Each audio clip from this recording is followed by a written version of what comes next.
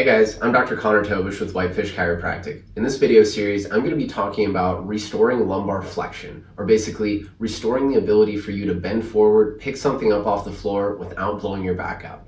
It's so common for people to have these low back injuries where we bend, lift, twist, we irritate or injure something in our lower back, and oftentimes the advice that we're given is, well, don't do that again. I think that's great advice for the short term, but I think it's terrible advice for the long term. Because if this happens to you, you injure your low back in this way, and then from there on, you just avoid rounding your back again, things are going to heal up improperly in a shortened position, and the longer you go without moving through those ranges of motion again, we start to see muscle atrophy where we lose muscle in the area because we never use it. And this basically sets us up for the perfect storm that the next time you do go to bend forward, you're going to blow your back out again. And it just doesn't have to be this way forever. Sometimes we just need to take a step back and rebuild things from the ground up. So in this video series, I'm going to start with some really easy things, and then we're going to progress that to things that start to look more like real life. All right, guys, the first exercise we're going to look at today is going to be band-assisted lumbar flexion. I've got a pretty small band here around the squat rack. It's about 15 to 30 pounds.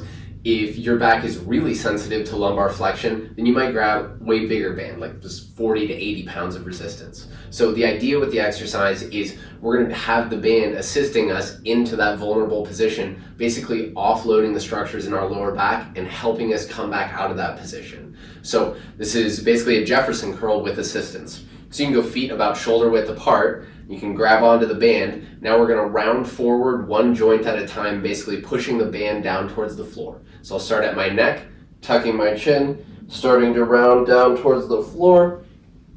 Go as far as you can comfortably. Then you're going to still use your back to pull yourself up out of this position, basically one joint at a time, the same way that you went down. So starting from the top again, we'll tuck the chin forward, one joint at a time, starting to round forward, push the band down, then we're going to come back out the same way we went down.